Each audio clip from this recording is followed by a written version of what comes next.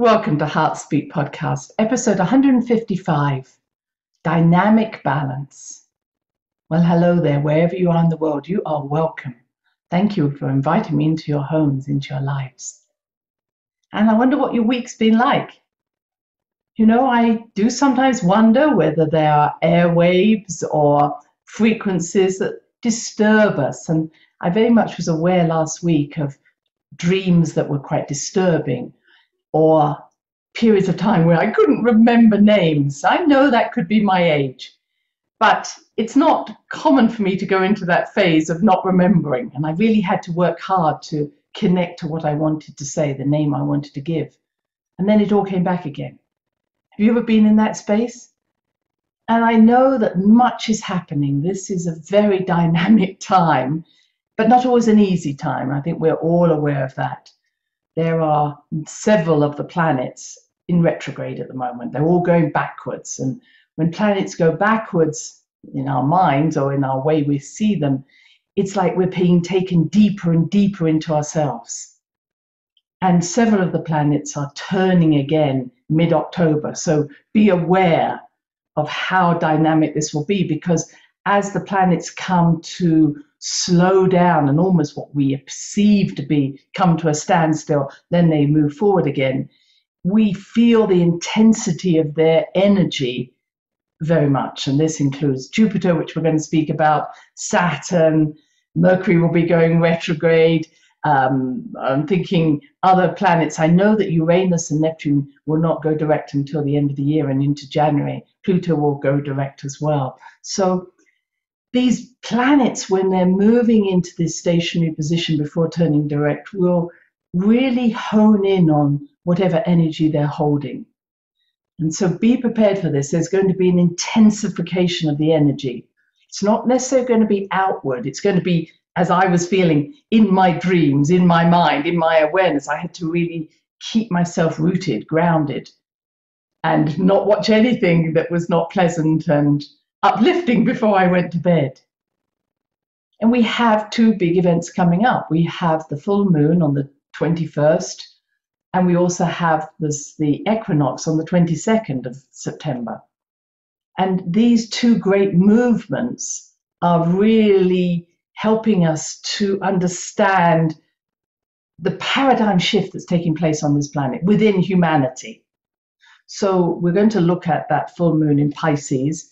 But the equinox is what it says it is. It's equal day, equal night. And so this is going to occur whether you're in the southern or northern hemispheres. And it is a portal. And many traditions saw this as an extremely important portal, more important than the solstices. In some ways, the solstices are an ending or a beginning, depending on where you see. So what we call the winter solstice is the beginning of a new life. And the summer solstice is the beginning of an end. It's the dying process that happens. But an equinox isn't like that. It's literally a doorway where when we align ourselves and we are in balance, we can pass through that doorway into other dimensions, into meeting parts of ourselves we haven't met before, into starting something new. So it wasn't uncommon for a doorway in a sacred site, for instance, to point towards the setting sun on an equinox, so that you went into this sacred site, you let go of everything that you thought you were, and at the sunrise you came out and there you are, you're a new person. So I hope you'll treat it like that, this sense of letting go and being at a center point, a point between two polarities. In other words, I always say a doorway only exists because there's one room on either side of it. But the equinox is saying we're standing in the doorway. So we're neither in the old room nor we're in the new one. And we have the choice. We can go back into the old room, we can go to a new room, and there may be many rooms off that doorway. So treat the equinox as a doorway, a passageway, a portal that is offering new opportunities. And what are those new opportunities? Well, we have the full moon, as I say, 21st of September in Pisces, right at the end of Pisces. What's that saying? That's saying this is a time for your imagination to fly, for you to really think big. Pisces always think of themselves as being unlimited. So here's a time of unlimitedness in your life. And it's about illusion and the grand illusion. So we know there's a lot of information flowing around. So what is the grand illusion? The grand illusion is that we have forgotten who we are. The grand illusion may not be that we've forgotten that we are amazing light beings. We are star beings. The grand illusion is that we're just small and insignificant and we have to ask other people for help and we'll never get there because we're not good enough. So the grand illusion is we're not good enough. The true story is we are already immortal beings. Our soul is immortal. Our whole beingness has been on this earth and other planets many times. Many times we've created that ego I was talking about, that body, and we've created the perfect ego, the perfect body for our soul to express itself in one particular life. And when we have completed what we wanted to do, we drop that cloak, we call it the body, we call it death, and we return to our eternal state to do something somewhere else. And that's what many people are doing. There are many people choosing to leave the planet at this time. They say, this is it, I'm dropping my cloak, I'm off to somewhere else. Many beings who have been on this planet for a long, long time, thousands of years, are using this portal that's being created, not just at the equinox, but during this time of change to, if I may say, escape from this third density Earth. They've been saying, yay, time to go, doors open. So that opportunity, not necessarily just to leave this planet, but to expand ourselves out of a place that we've been limited in, is what is being offered at this time. So let's just look at some of the other actors in the scene at the moment. So we've got Mercury is in Libra. So Mercury in Libra Mercury is about the voice, the communication, the thinking, and Libra is about fairness, reasonableness, harmony. So Mercury in Libra is saying we need to be more harmonious. We need to find balance. We need to be more aware of where we're not being fair. There's a lot of that going on. And being fair doesn't mean then compromising. And I think that's often happens with Libra. It's like, okay, what do you want to say? Or what do you want? And I'll compromise. So one part of this Mercury in Libra is, hey, no compromise. When I'm in balance, you and I can have a good communication. When I'm not, it means I'm putting too much energy into you and your needs and not enough into mine. All right?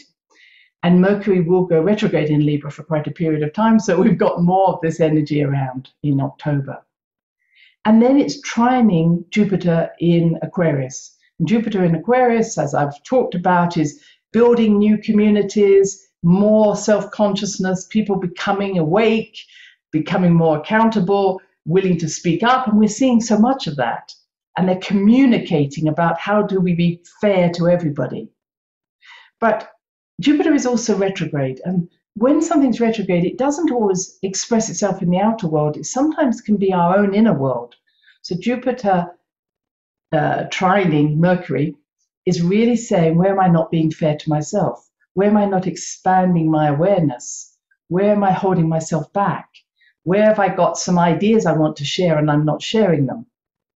And it's also asking us, is the community that you're communicating with one that brings you solace, one that actually brings you into a place of common unity? And so this whole idea of community and common unity also connects to communication. So when we're with someone who we can communicate through our heart, have you noticed that really doesn't matter if they have a different opinion? It feels that we're resonating at that deep level of the heart. There's a level of trust, a level of somehow we know each other, even though we may come from very different walks of life and be doing different things. And I believe that this Mercury-Jupiter trine is actually saying to us, are we communicating at the deepest level with members of society that have a common resonance with us? And if not, we need to start to make changes. So just because we've known someone for a while or we're the same family, we might find our communication is not fair and balanced because we're compromising our beingness to meet someone else's needs. Does that make sense? And it may well be during this time that the resonance you're having in communication isn't with another human. It might be with your star guides. It may be with the nature kingdoms. It may be with the archangels and angels. I.e., I believe the communication is going deeper, and we're forming communities that don't naturally exist here on Earth. That makes sense? So go wherever you want to go with that. We know the nature kingdoms are also elementals, light beings. Take ourselves to a level where we can communicate with our body, communicate with the cells of our body, with our DNA. It's another part of our community. And what we know, it's not about what we say, it's the sensation we feel when we're with that. In other words, when we resonate with someone, we don't have to speak. It's a resonance of the heart, a resonance of the soul, the same frequency, and we know we're in the right place. Okay, so that's one part of this chart at this time. The next one that's very interesting is Venus at the moment is in Scorpio. Venus is, I love Scorpio, deep, intense matters. I love sexuality. I love moving my body. I love drumming. I love movement. I love dance. I love hot foods. That's Venus in Scorpio. I love death. I'm not scared by death. I love exploring and transforming. That's that part of Venus in Scorpio. And what's interesting, it's opposing Taurus and Uranus. Uranus in Taurus. And we've talked a lot about Uranus and Taurus, how new innovations in terms of the body or in nature, that's what we've seen. Innovative ideas about how to treat the body, and we can't always agree with how that's done. But what's interesting is that when Venus is opposite Uranus, what we're seeing is innovation in how we have a relationship with our bodies. And I have to laugh because I've spent most of my life trying to say to people, have a better relationship with your body, have a connection to your body. What does your body say? And we've spent so much time in our heads that the body just becomes this vehicle or this vessel. But now I'm hearing people shouting, my body, my freedom, my choice. It's my body, it's my, and it's like, wow, there's a Taurian-like energy, which is the my something, my body, my sexuality, my decisions, my choices. And it's lovely because it's very embodied energy. You can see it in people's discussions. They're using their whole body and their passion. There's an intensity. There's a, hey, I want to go deep. I'm ready to transform myself. And you're not going to tell me how I'm going to do that. I just love that energy. And it then takes us to another energy that's going on. We have Mercury now also squaring Pluto. And I feel that I may have already addressed, but that Pluto in Capricorn, I've been saying, is transforming old structures, transforming old ways that we're doing things. And again, it's a case of communication because it's squaring Mercury. But it's really saying to me, this is a way in which we say, I'm no longer going to give my authority over to someone else, some institution, some organization that tells me they're the experts in this field. I'm not going to do that. I'm going to listen to my own body. I'm going to listen to what's going on. And Pluto is saying, as I've said, she is the dark goddess who is saying any institution that sets themselves up as the experts is deserving to be knocked down, because only if they can revalue themselves and bring new life to the world will we respect them. In other words, they need to go into the fire of truth. If they never come back, they were never worthy in the first place. And what we're seeing is more and more authority figures thinking that, well, I'm the person who is the Minister of Health or the Minister of Truth or the Minister, I'm going to tell you what to do. And it's not working because it's such a small percentage of individuals who believe they're outside the law. And Pluto says nobody's outside the law. There's a law, there's a fairness, there's a balance, and there will be a time where everybody has to answer to the higher law rather than the lower laws that we have set up. And that brings me in line with Saturn, that's also having an effect on Venus and Venus and Uranus. Excuse me, I was just putting my mind together there. And Saturn to me is like the authority figure. Saturn in our chart often relates to the father or the mother figure, usually the father, the authority figure. And I think that when we thought about Saturn in Aquarius, that was going to be, oh, that's great. We're going to build the foundation of new communities and it's all going to be wonderful and we're all going to respect each other, etc. Well, that's not happening. Instead, what we have, and I've always said this might happen, Saturn in Aquarius, Aquarius can be quite detached. So it's individuals who actually have very little connection to, one could say, compassion, setting up rules and just saying, this is the way it's going to be. And if you don't do it my way, then I'm going to give you trouble. And I saw this in the way of saying, how can a parental energy, certainly wasn't true of my own parents, but a parental energy abuse their power? And I'm seeing that in the world. So if we just go through the chakras, that might give you an idea of what I'm saying here. So you remember that the chakra that we got disconnected from is the root chakra, 9 feet under our feet, 3 meters under our feet. When we connect through our roots to that root chakra, we're connected to Mother Earth. She is our security. She is the source of our abundance. Through her, we survive and thrive. But when we killed the dragon or killed the serpent, we got cut off from that root chakra. And now all our survival mechanisms come through the base chakra, the base of our spine. And those base energies are very much into a tribal community. It's a sense of following the tribal laws. Okay? So instead of following your own innate energy coming from the earth, we now set up man-made rules and you have to follow them. And so here we have rules being made, mandates being made, rules being made out of the blue, like, hey, I've got a new one. And if you don't do it, fear.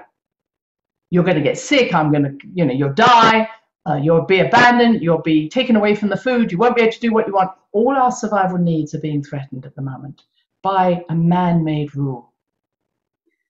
And when we tap into the root chakra, she says, actually, there's eternal energy for you. Don't worry about it. So the more we root ourselves, the less this will have an effect. But it's very interesting that some other beings think that they can direct our survival. So let me just remind everyone, including myself, that my soul is eternal. It has had many lifetimes, living, dying on other planets. My soul is eternal. Nobody can destroy my soul. My body is something that I have control over. My ego, I have control over. I make choices for my body. I've already chosen, as all of you have, the day you will die. That's already set in the stone. We've already decided how we're going to live. We have choice there, but the length of time is already decided. So you cannot make me sick. In some ways, you can't make me well. You can't make me happy. You can't make me sad. It's my choice. I can choose if I let you do that, but you can't do it. So I'm sorry if you believe that setting up some rules will actually influence how I choose to live my life and how I look after my body. Sorry, that's not your choice. We go up to the sacral chakra. The sacral chakra is a chakra of relationships, as you know. On a healthy sacral chakra, we're talking about self-respect. Respect is the most basic instinct of every being on this planet, including the animal kingdoms, the plant kingdoms. We should respect everything. It has a life force. The opposite of that is abuse. So abuse occurs where it might be mental, sexual, physical, but abuse is when we shame someone. We say we're disappointed in them. We put them down. We belittle them. And boy, is a lot of that going on at the moment. The bullying. Think what I say, do what I say. Otherwise, you're a shameful person. That's got to stop. I'm sorry. I don't care who you are, but you will respect me. I'm always very emotional on that. Not because I don't respect myself, but I am so upset when people are not respected. Nobody Nobody has a right to disrespect anybody. And then we move up to the solar plexus. The solar plexus is this place where I say, I like myself, I'm okay. And I'm not, when I'm in that space, I honor myself. I'm not affected by approval or the need for approval or criticism. I can take it or leave it. But that's a place that's really being hit at the moment. Guilt, victimhood, blame, shame, judgment. All of those are manifesting as well in that solar plexus, especially judgment. You're right, I'm wrong, blah, blah, blah, blah.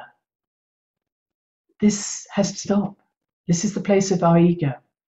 I love my ego. We need an ego. Don't let anybody take your ego away. When my ego is healthy, I like myself. I don't need to keep telling you who I am, but I'm okay. I'm comfortable with myself.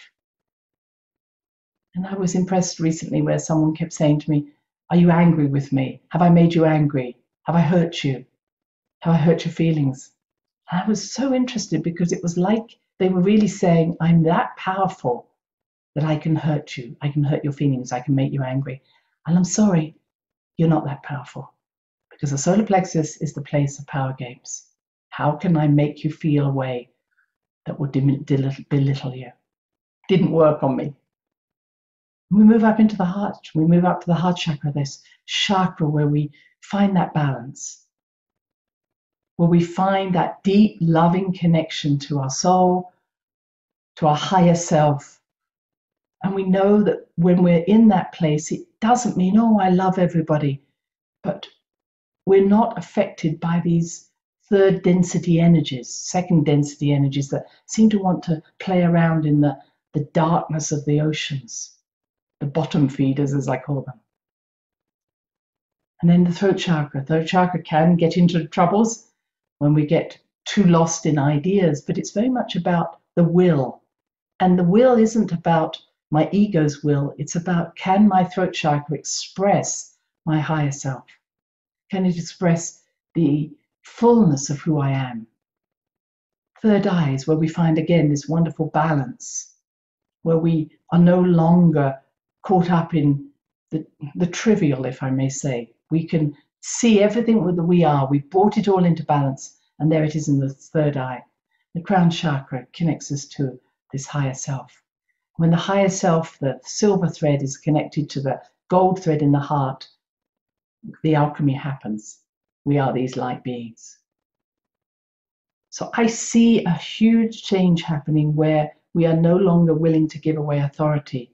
When we are no longer willing to give authority away to someone else who belittles us or demeans us, it then says, I'm willing to be accountable for everything I do in my life.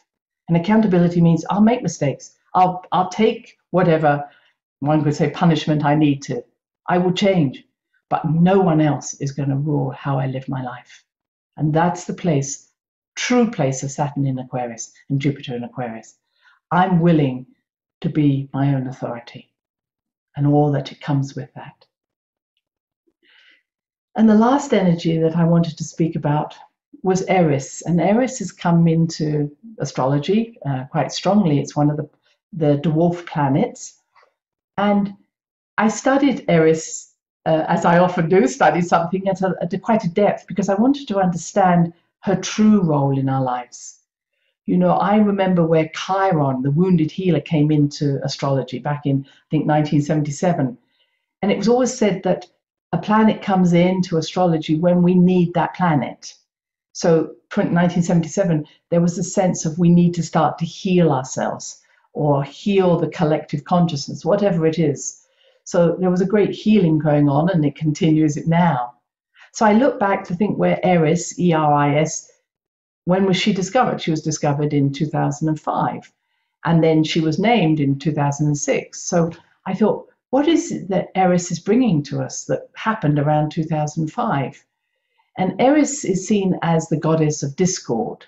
And so she's said to be the one that stirs everything up and is causing women to stand up and fight for their rights, which I think could be true. But I think that's more of a Pluto energy, frankly. The women are being that strong power within them. So I went back to Eris's story, and Eris is really a feature of the Greeks. And the Greek-Roman mythologies started probably about 3,500 years ago. And the problem is that during that time was really the beginning of patriarchy and the suppression of the feminine. So when I hear that any mythology that we're using in psychology or astrology comes only from the Greeks and Romans, I know it has a patriarchal priority. It has a bias. And that it's kind of sad because that's what we get lost in, and then we get, oh, it's all got to be about this. So then I looked at Eris, and Eris, as I say, came from that time. But there were older goddesses, such as Pallas Athena that I mentioned, and Hera, and Aphrodite, who were much older goddesses, i.e. they were there before the patriarchy came in the Greek times. So the story about Eris is that she went into Hera's, and Hera is a very ancient goddess called the Queen of Heavens. And she went into Hera's garden where there was an orchard where golden apples were growing. And the golden apple is the apple of immortality. Almost like when you eat the golden apple, you are immortal. But it's also a symbol, an alchemical symbol of immortality. You've transformed yourself into that place, that light body that I talk about. So Eris sneaked in past the serpent dragon Ladon, who was guarding this orchard, and stole a golden apple. So what does that mean? So as you may have come across a serpent before, the serpent dragon is about this dragon power, this wisdom power, and that our access to the garden usually is when we have developed our own serpent energy through trials and tribulations, through owning all parts of ourselves, and created this wonderful caduceus energy that allows us to then become immortal. So it is through our lives, through our life work, through the absorbing of all of the wisdom that we have experienced in many of our lives, that we grow this serpent ladder until this golden apple is formed and we are immortal. So that's what the symbolism of that is. So Eris just sneaking in and stealing the apple was against the law. And she was doing it against Hera, who really was one of her sisters, if we want to say it that way, and actually a higher goddess. So then she takes the apple, as the story goes, and throws it in the middle of these three goddesses. Aphrodite, who is the goddess of love, she is the one that brings us the love of life, the enjoyment of life, the life force. Hera, who is the Queen of Heavens, who is the goddess of relationships, right relationships, healthy rhythms. She keeps everything in balance. And Pallas Athena, the goddess of intuition, true wisdom. So here you have these amazing three goddesses, and you have this young goddess called Eris, who throws this apple in, the apple of immortality. And the patriarchy tells the story that, oh, well, what happened was that the apple represented who is the fairest of them all. So it went from these amazing goddesses to seeing women as just bothering about whether or not they were fair or not, who was the prettiest.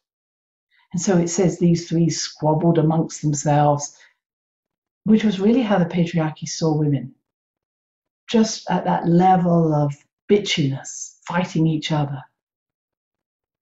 And what happened then was that Paris, who was a human, had to pick one of the three goddesses who was the fairest of them all, and he picked Aphrodite, which apparently then went on to cause the Trojan Wars, etc., the wars between the Greeks and the Turks. But the fact of the matter is that Eris was seen as the goddess of discord, but really she was a goddess who, the reason that she did this was that she wasn't invited to the wedding because she kept causing disruption. So in some ways, she was so jealous of these three goddesses being there that she caused this disruption and caused them to fight each other. You with me? So then it says to me, well, what was going on in 2005 that needed us to bring such a goddess into the astrology, made me think, well, that's not so long ago, but was this a time where women were starting to achieve something? They were really getting into the world, but then the patriarchy were a little scared of them, so created this sort of discord amongst them. Because I truly believe the only reason a glass ceiling is there is that women don't trust each other. They fight each other. And that when women trust each other, then we won't have a glass ceiling. When women stop cheating on each other, we won't have a glass ceiling. So it's almost like in 2005, that energy got built up. The other thing that happened was, I think around 2005, I know 2003, 2004, 2005, was a time where scientists were starting to patent viruses, patent DNA, starting to act as if they were gods, as if they wanted to create immortality, but not go through the process of having to do their own inner work.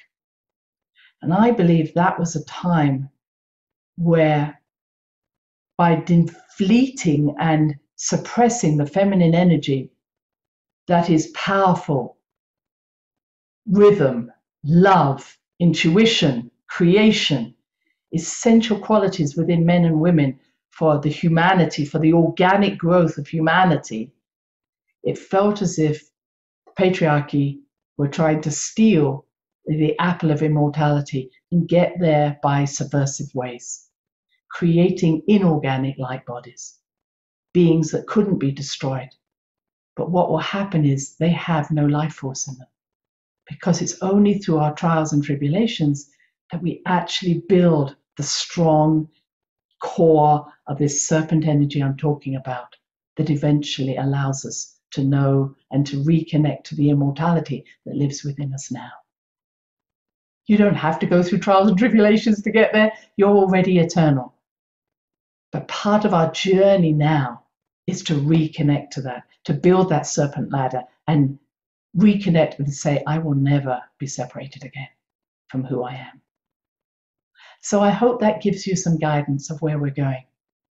If you wish to do an exercise when you're working with the equinox, I suggest you might create a figure of 8. You can go figure of 8, always starting with your heart, figure of 8 in the front, back to the heart, in the back to the heart, to the side, back to the heart, to the other side, back to the heart, above your head, back to the heart, beneath your feet, back to the heart, to the crown chakra, back to the heart, to the base chakra, back to your heart, throat chakra, back to your heart, sacral chakra, back to your heart, and heart and solar plexus. And when you've done that, connect the heart to the third eye. And that will bring that immortality, that golden apple at the third eye, to say, I am home. Wishing you a wonderful week. Happy equinox. Bye-bye now. Thanks for listening to the HeartSpeak podcast with Dr. Christine Page. Please check out all HeartSpeak episodes in the podcast archive section on www.christinepage.com. HeartSpeak is also available on iTunes, Spotify, Google Podcasts, Sticher Radio, and now playing on Amazon Music and iHeart Radio. You can also watch the archive podcast on Christine's channel, on YouTube, and now on Rumble. Connect with Christine on Instagram, LinkedIn, and Facebook, including her newest Facebook group, The Great Mother Calling. Do share with family, friends, colleagues. Join us next time for another edition of HeartSpeak.